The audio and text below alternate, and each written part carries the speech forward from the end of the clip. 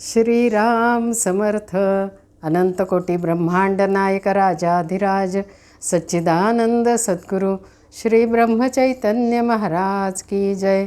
जय जय रघुवीर समर्थ. सद्गुरूंना वंदन करून आपणा सर्वांच्या हृदयस्थ परमेश्वरालाही मी वंदन करते. श्री गोंदवलेकर महाराज यांच्या ओवीबद्ध प्रवचनावरती आपली चिंतनमाला चालू आहे.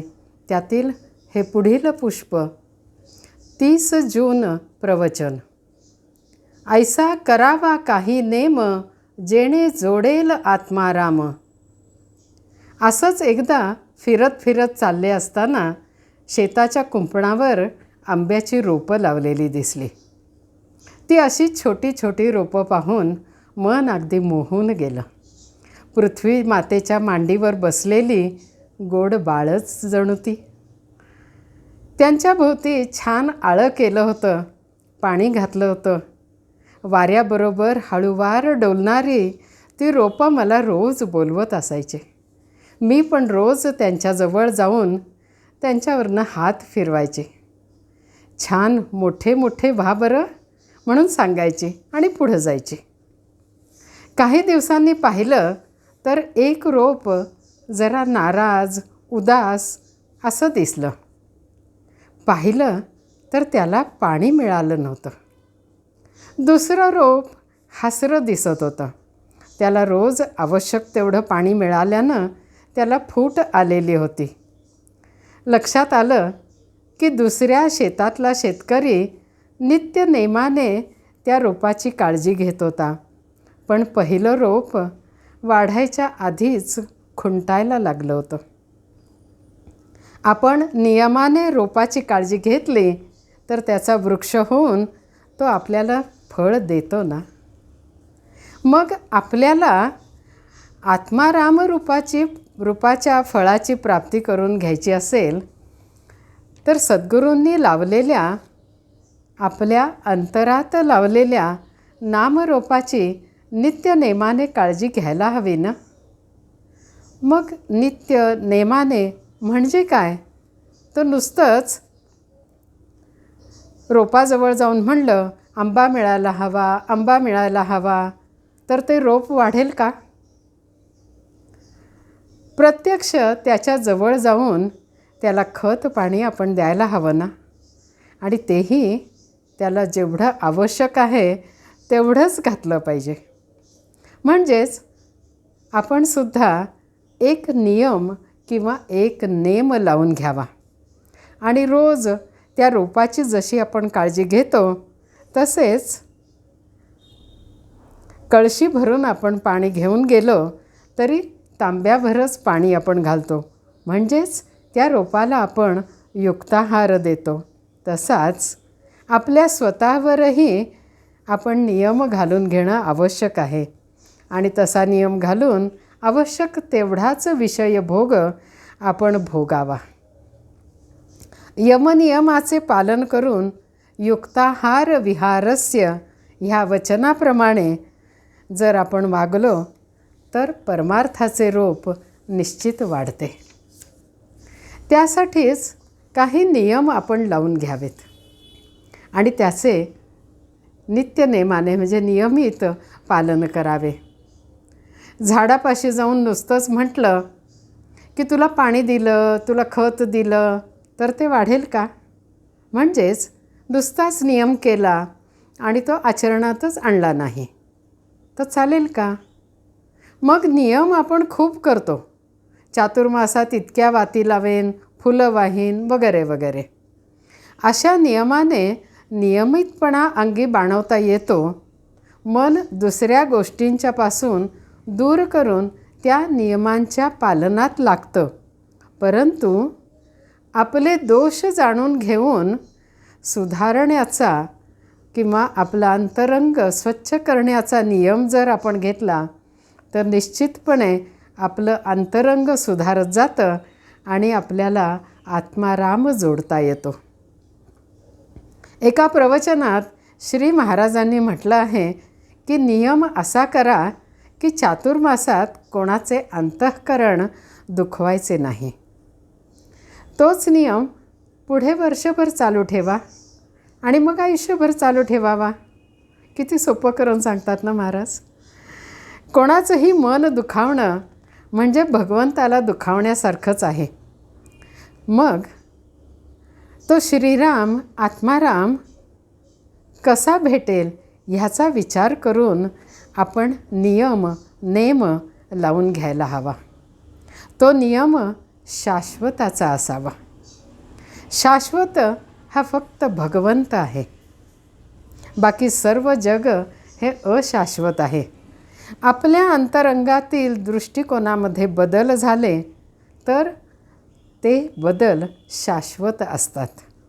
त्या चांगल्या बदलांपासून आपण दूर होत नाही आणि त्यातूनच आत्मज्ञान प्राप्ती होते आणि भगवंताशी एकरूप होता येते. म्हणून श्री महाराज म्हणतात, नेम असावा वाचा मन किंवा ऐसा करावा काही नेम. तर आता हे प्रवचन आपण आधी बघूया. ऐसा करावा काही नेम जेणे जोडेल आत्माराम. नेम असावा शाश्वताचा जेणे राम कृपा करील साचा. नेम असावा वाचा मन जेणे संतुष्ट होईल रघुनंदन. कर्तव्यात गुंतवावे शरीर जेणे संतोषे रघुवीर. सतीला नसे दुजे दैवत जाण तिला पती एकच प्रमाण. न पहावे त्याचे दोष गुण आपले कर्तव्य करावे जतन. पतिव्रता धर्म श्रेष्ठ भारी वंदिता ती संत महामुनी. पती आज्ञाप्रमाण हेच मुख्य साध्वीचे लक्षण जाण. न बोलावे उणे पुरे जे परमात्म्यास न आवडेल खरे. संतती व संपत्ती भगवत कृपेने ज्याची प्राप्ती त्याचे करावे रक्षण पण न गुंतू द्यावे मन. जे आवडेल पतीला पाही तो आपला धर्मच राही. मनाने करावे भगवंताचे स्मरण जेणे चुकेल जन्म मरण. अखंड राखावे समाधान चुको न द्यावे अनुसंधान. काया गुंतवावी प्रपंचात मन असावे रघुनाथात. प्रपंचात राखावी खबरदारी मन लावावे रामावरी. त्याचा राम होईल दाता न करावी कशाची चिंता. मुखी असावे नामस्मरण हृदयात भगवंताच्या अस्तित्वाची जाणीव. शुद्ध राखावे आचरण पवित्रतम अंतःकरण. मुखाने भगवंताचे स्मरण त्यावर कृपा करील रघुनंदन. हा ठेवावा विश्वास अनुभव येईल नक्की खास. पतीस करावे एकदा तरी नमन राम रूप जाणून. त्याचे जाणावे मनोगत तैसे वर्तणे हे आपले हित. ऐसा नेम ज्याचे घरी राम उभा त्याचे दारी. आल्या अतिथा अन्न द्यावे कोणास विन्मुख न पाठवावे. राम करता हा ठेवा भाव कमीपणाला नाही ठाव. सर्वांचे उगमस्थान एक हे धरावे चित्ती त्याला नाही कशाची भीती.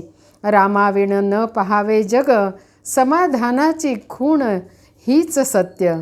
जे जे काही यावे ते रामापासून आले हा ठेवावा भाव. साक्षीत्वाने देहाचा प्रपंच पहावा अंतरी रघुनाथ भजावा. देहाची गती प्रारब्धाचे हाती ऐसे शास्त्रे सांगती. परी न येई हे चित्ती एकच जगती माझा रघुपती. मुखाने घ्यावे रामनाम हृदयी परमात्म्याचे प्रेम. याहून दुजा न करावा विचार हा ठेवावा निर्धार. चातुर्मासात करावी सुरुवात अखंड चालवावा हा हेत. थोडा नेम सांगतो काही तो करून या पाही. घ्यावे भगवंताचे नाम खात पीत करीत असता काम. होईल तेवढे करावे जतन परमात्मा पुरे करील हे जाणावे. सर्वांस सांगावे आशीर्वाद सर्वांनी जोडावा भगवंत. बोधवाक्य मागणे तुम्हा एकच पाही नामा वाचून दूर कधी न राही. आता परत चिंतनाकडे वळूया. नेम असावा वाचा मन, जेणे संतुष्ट होईल रघुनंदन. नियम कसा असावा? तो वाचाळ नसावा, तर वाचा आणि मन एकत्र येऊन केलेला असावा. जसे आपण म्हणतो, बोले तैसा चाले, त्याची वंदावी पाऊले, तसा वाचेने केलेला नियम कृतीत आणायला हवा, आचरणात आणायला हवा. त्यामुळेच भगवंत संतुष्ट होतात. पतिव्रता धर्मश्रेष्ठ भारी, वंदिता ती संत महामुनी. श्री महाराजांनी स्त्रियांसाठी उपदेश केला आहे की धर्मशास्त्राप्रमाणे पतीची अनन्य भावाने सेवा करावी. पतीच आपले दैवत आहे ह्या भावनेने सेवा करावी. पती आज्ञेचे पालन करावे. अशा महान पतिव्रता आपल्याकडे होऊन गेलेल्या आहेत. सीता, द्रौपदी, अहिल्या, तारा, मंदोदरी या पंचकन्यांचे स्मरण नित्य ठेवा असे सर्व सांगतात ना. आणि तेही ह्या पंचकन्यांना वंदन करत असतात. पतीस करावे एकदा तरी नमन, राम रूप जाणून त्याचे जाणावे मनोगत, तैसे वर्तणे हे आपुले हित. पतिरेव व्रतयस्याः सा पतिव्रता. म्हणजे पती हेच जिचे व्रत आहे ती पतिव्रता. पूर्वीच्या काळात महान पतिव्रता होऊन गेल्या. धर्मात सांगितलेल्या नियमाप्रमाणे वागून त्या साध्वी म्हणून ओळखल्या गेल्या. पण आताचा काळ बदलला गेला आहे. पूर्वीचे नियम पाळणं अवघड होत चाललं आहे. मग अशा वेळी काय करता येईल? तर श्री महाराज म्हणतात तसे पतीला नमन करावे. म्हणजे नुसता नमस्कार करावा अशा अर्थाने नव्हे, तर त्याचे मनोगत जाणून घ्यावे. तो जे करतो त्यात समाधान मानून आपण राहावे. आत्ताच्या काळात स्त्रिया फक्त घरापुरत्या मर्यादित राहिलेल्या नाहीत. त्या घराबाहेर पडून खूप प्रगत झालेल्या आहेत. पण त्याबरोबर इतर आकर्षणही निर्माण होतात. त्यामुळे असमाधानी वृत्ती, दुसऱ्याशी तुलना करणे ह्या गोष्टींमुळे पती पत्नींमधील संघर्ष वाढताना आपल्याला दिसतात. अशावेळी समतोल राखत पतीला सहाय्य करावं. पतीनेही आपले आचरण समजुतीचे ठेवावे. यातच सर्वांचे हित आहे. प्रपंचात राखावी खबरदारी, मन लावावे रामावरी. त्याचा राम होईल दाता, न करावी कशाची चिंता. प्रापंचिक व्यक्तीने, मग ती स्त्री असो किंवा पुरुष असो, दोघांनी एकमेकांचं मनोगत जाणून घ्यायला हवं. एकमेकांना सांभाळून घेत प्रपंच करायला हवा. श्री महाराज एका प्रवचनात सांगतात की घरात प्रेमाचा धाक असावा, भीतीचा नको. निरपेक्ष प्रेम हे सर्वांना एकत्र बांधून ठेवतं. पूर्वीच्या काळी एकत्र कुटुंब पद्धती होती. घरातल्या स्त्रिया बाहेरची कामं करत नसत. पण आता काळ वेगळा आहे. अशा वेळी पुरुषांनी पण घरात मदत करावी. जसा काळ बदलला तशी राहणी पण बदलली. मग पुरुषांनी, मुलांनी आपल्या घरातल्या कामाची जबाबदारी घेतली तर स्त्री पण बाहेरची कामं करून आपलं कर्तृत्व दाखवू शकते. जसा प्रसंग येईल तसं प्रत्येकाने एकमेकाला सांभाळून घेणं म्हणजेच प्रपंच खबरदारीनं करणं होय. त्यामध्ये श्रीरामाचे अधिष्ठान असावे. म्हणजेच श्रीरामांच्या चरित्राप्रमाणे सर्वांचे आचरण असावे. अशा प्रपंचात श्रीराम पाठीराखा असतो. मग चिंतेचे कारण उरतच नाही. ऐसा नेम ज्याचे घरी, राम उभा त्याचे दारी. श्रीरामांच्या चरित्रात आलेल्या व्यक्तींचे एकमेकांशी कसे संबंध होते याचा आपण अभ्यास करायला हवा. श्रीरामांचे प्रत्येकाशी वागणे कसे होते हे जाणून घेऊन आपले आचरणही आपण तसेच ठेवायचा प्रयत्न करायला हवा, तसा नेम ठेवायला हवा. आपल्या अंतःकरणातील परमार्थ रूपाला प्रेमाचे पाणी, सदाचरणाचे खत घालावे, म्हणजे ते रोप वाढेल आणि भगवंत प्राप्तीचे फळ त्यावर लगडेल. सर्वांचे उगमस्थान एक हे धरावे चित्ती, त्याला नाही कशाची भीती. श्री महाराजांच्या अंगी सर्व गोष्टी सोप्या करून सांगण्याची एक उपजत कलाच होती. उपनिषदातील एकोहम बहुस्याम ही संकल्पना त्यांनी सर्वांसाठी किती चपखलपणे उलगडून सांगितली की सर्व जीवांचे उगमस्थान एकच आहे, ज्याला आपण परमात्मा किंवा परब्रह्म म्हणतो. ज्या परमेश्वराने ही सृष्टी निर्माण केली तोच सर्व चराचरात व्यापून राहिलेला आहे. आत्मरूपाने तोच सर्व जीवांच्या हृदयात आहे. आत्मा म्हणजे चैतन्य.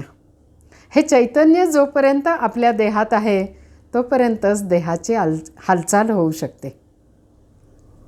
हे सर्व जाणून घ्यायला आपल्याला श्री महाराज सांगत आहेत. श्रीकृष्णाची रासक्रीडा चालू असताना ब्रह्मदेवाच्या मनात विकल्प आला. त्यावेळी श्रीकृष्णाने गोपींमध्ये तोच आहे, सर्व कृष्णच एकमेकाशी खेळत आहेत हे दाखवून दिले. यातून आपणही हेच लक्षात घ्यायचं की सर्वत्र भगवंतच भरलेला आहे. हे जो जाणून घेऊन आचरण करतो त्याला कशाची भीती काळजी वाटतच नाही. चातुर्मासात करावी सुरुवात, अखंड चालवावा हा हेतू. चातुर्मास हा आपण अत्यंत पवित्र काल मानतो. नवसृजनाचा काल मानला जातो. व्रतवैकल्याचे दिवस मानले जातात. त्या काळात प्रत्येकजण काहीतरी नियम घेऊन व्रत करीत असतो. त्या काळात काही शाश्वताचा नियम, नित्याचा नियम धरावा आणि तो अखंड आयुष्यभर चालवावा असे आपल्याला महाराज सांगत आहेत. आपल्यातील दोष विकार कमी कमी होऊन त्यावर ताबा मिळवता यावा असे नियम आपण घ्यावेत. नवीन रोपाला नुसतं खत पाणी करून चालत नाही, तर त्याच्या बाजूचं तणही काढावं लागतं, तर ते चांगलं मूळ धरतं. म्हणजेच परमार्थाचं रोप वाढवायचं असेल तर आपल्याभोवती असलेल्या विषय वासना विकारांचं तण हे निश्चित आपल्याला काढायला हवे. त्यासाठी नित्य नेमाने कार्य करावं लागतं. तण आज काढलं आणि परत आता राहू दे, राहिलंच आहे असं केलं तर ते तण परत परत वाढत राहतं ना. म्हणून ती सावधानता आपण बाळगायला हवी आहे. घ्यावे भगवंताचे नाम, खात पीत करीत असता काम. रोपाला खत पाण्याबरोबर शुद्ध हवा पण लागत असते. ती आपल्यातील शुद्धी नामस्मरणाच्या योगे होते. कोणतेही काम करीत असताना भगवंताचं स्मरण ठेवून केलं असता आपण सहज सोपेपणाने, म्हणजेच ते नाम आपण सहज सोपेपणाने घेत राहावं. आणि तेच एक सहज सोपं असं साधन आहे आणि ते म्हणजे एक तत्व नाम आपण घेत राहावं. तत्व म्हणजे परमेश्वर. कलियुगात तो नामानेच प्राप्त होतो असे शास्त्रवचन आहे. म्हणून श्री महाराज नामाचाच नेम घ्यावा आणि आत्माराम जोडून घ्यावा असे म्हणतात. ह्या प्रपंचाचे सार माणगंगा तिरी ह्या पुस्तकात जे मांडलं आहे ते आता आपण बघूया. काया वाचा मन शाश्वताचा नेम, जोडे आत्माराम या कारणे. पती हा प्रमाण दैवत सतीस, त्याचे गुण दोष पाहू नये. पतिव्रता धर्म श्रेष्ठ हो सर्वात, वंदिता ती संत महामुनी. काया प्रपंचात ईश्वरात मन, त्याचा दाता जाण रामराया. आल्या अतिथीस द्यावे अन्न काही, विन्मुख कोणाही धाडू नये. प्रारब्धाचे हाती देहाची ही गती, शास्त्री ही सांगती वारंवार. मागणे तुम्हा एकच पाही, नामा वाचून दूर कधीही न राही. जानकी जीवन स्मरण जय जय राम. सद्गुरुनाथार्पणमस्तु. श्रीराम श्रीराम श्रीराम.